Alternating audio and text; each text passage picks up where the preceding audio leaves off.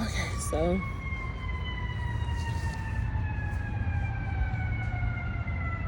I was asked the question, why do you always have on sunglasses? Why do you always wear shades? Two reasons. One, is it three? Maybe three. Number one, because I want to and I like them. Number two is because of my condition. But number three, if you can understand what I'm saying, my eyes kiss the soul.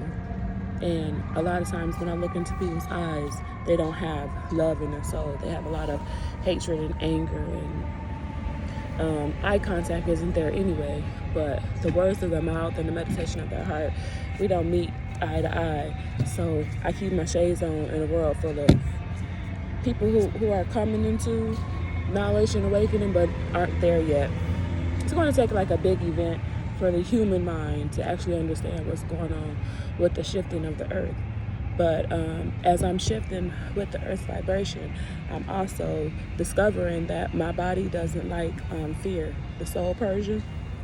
Any type of fear, my body goes into it like we got to throw it up, and it's really sensitive. And it triggers my disability. It triggers my epilepsy because for so long I have been holding on to so much trauma in the workplace, everywhere, and I'm not a victim. I'm not trying to be a victim, but I do have a way that I process in the way that I think about things that are ethical, that are precisional, that are leadership quality, and I don't want to be in an environment where I'm constantly criticized. And that started really messing with my psychological, thing that's going on with me. So I'm sitting here in my thoughts of as I'm facing this fear, it's like I can feel it all right here. And the fear is the rejection of leadership, supervisory positions, where the rejection is met with like fear, intimidation, stuff against you. It's like words against you, and my mind cannot process that. My mind does not have the capacities to process that level of disregard, that level of, it's just unnecessary. So I know that I'm protected by certain laws, but I also know that I spoke and I said my word and I did my job and I do my job. But right now, the duress and the stress that I'm under from performing this mental position, from performing this position is not doable in my state of affairs. The NSAW passed a new amendment to our policies on how we must practice. And one of them was self-care. We are required, the number one thing is self-care. If I'm communicating to my manager or somebody that I work for, and let's not forget, mental health is not an easy field to work in because it's dealing with the emotions and the minds of other people. And sometimes, it brings up things in ourselves. So dealing with the brain and all of that, you have to have a calm, steady routine. The environment in which I show up in to service people, for me, cannot be hostile. And for the hostility comes from the shade that's being thrown, the talking about each other behind their back, and it's just not conducive for an effective environment. It's a lot of offenses that go on. So I don't want to come to work every time on defense. So I decided that I'm just not going to go back, and I'm having a hard time sticking to that decision because of fear. But as I'm walking, I'm learning, I'm growing, I'm learning to trust the spirit, that same spirit that was in Christ, that same spirit that was in some of the people that I follow. It's the spirit of life more abundantly. And I welcome it. I need you to show up and show out for me. Protect me, guide me, lead me, ground me. Hold on to the fear. We both are. Make them one. And that's how you alchemize the feeling. It takes a lot of mental endurance. It takes a lot of strength to endure. Like I said, being in the mental health field, I'm dealing with a lot of different populations, and these situations are kind of heavy because there's a lot of resistance there's a lot of resistance in the care of people. Most times people just want to come dump on you, but they don't want to do their own work. They're doing all the complaining and biting and devouring. It's just not a healthy environment. It's not an environment conducive for mental health services. And I don't know how I got caught up in that situation again, but I'm in this situation where it's not for me, but I do know this, that I learned my lesson. And my lesson was to stand up for yourself.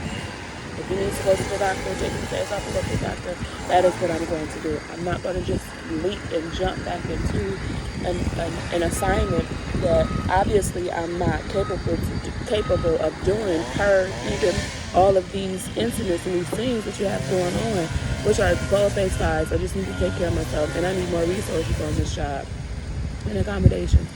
But that's another, that is a part of the story too. But I'm going to take care of me. I'm going to keep getting to know me. And if it takes falling down, hey, get back up again. Get back up again. Because Adrian is somebody who's I'm going to fall down, but pick it up. I got to get back up. I got to keep moving because my hands are attracting money. I can feel it in the atmosphere. My body is attracting the energy of money.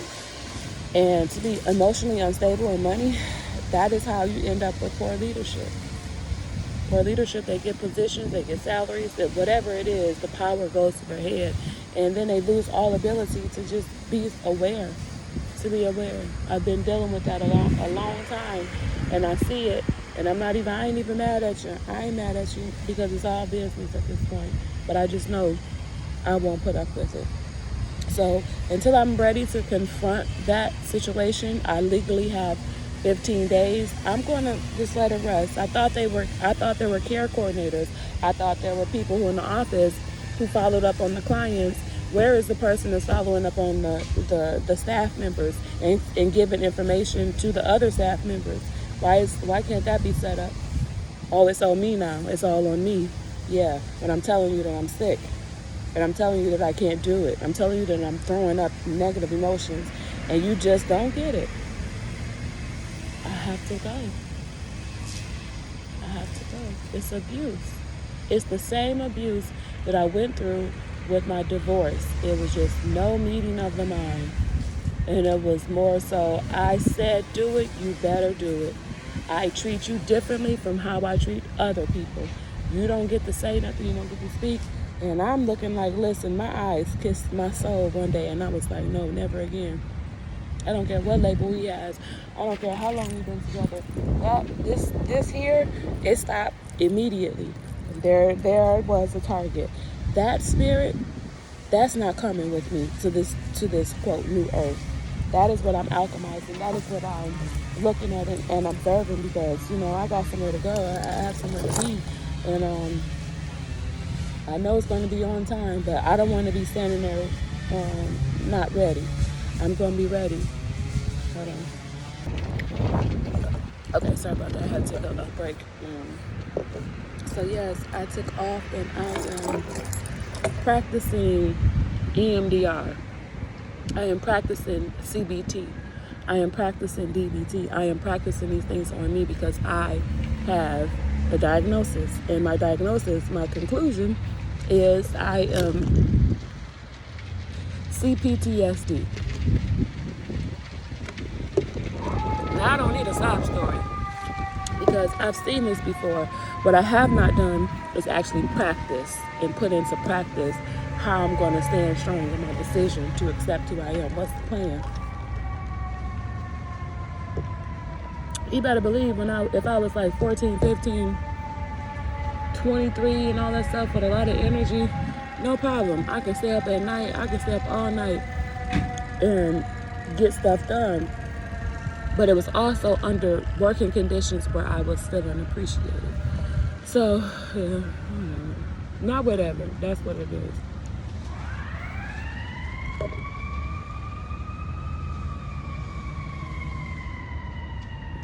People don't get it though. And I started to even judge myself of why you can't keep a job and blah, blah, blah, and all of this. And I'm like, no, if you know, you know. Let them with ears to hear understand.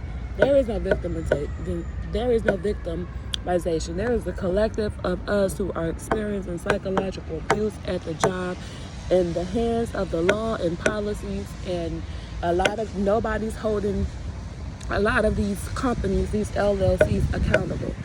So, yeah, yeah, yes. The universe gonna protect me. The universe gonna protect me.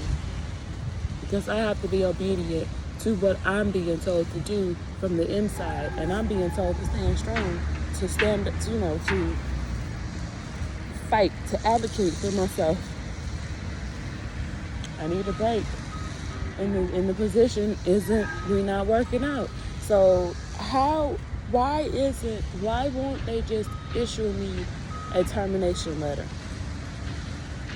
What is the protection of that? Because if I'm not doing, I'm able, blah, blah, blah, I'm not, then what can you do to set me up to go back out into the workforce and get some more skills? Because unemployment, I pay unemployment tax too. Like, I done put stuff into the state of Illinois as well. So what is it to you to block me from that? I'ma just go get it myself. I understand case law, I understand how to do law, and that's what it takes to fight for myself. That's the fight, the up that I need to keep going, to keep my plan going, because my vision is to be an LCSW practicing. That's what I was going to talk about, practicing consulting on my own. This is just like a blockage. Poof, we gone. But I'm excited because I'm going to consult with this woman. She's in the traveling business. I have no idea what that entails, but I am open and willing to learn. That is the push that I have. I see success, I see goodness, and I'm like, ooh, let me taste it, let me see it. So opportunities are coming towards me, but I cannot and will not allow fear and this company wanting all of my time and causing me mental distress when I can be setting myself an opportunity. It's gonna kill me keep showing up there.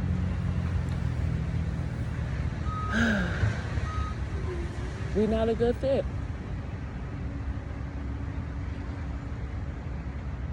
We need each other. With bad tempers, we defeat each other. Hold on, let me see who this is.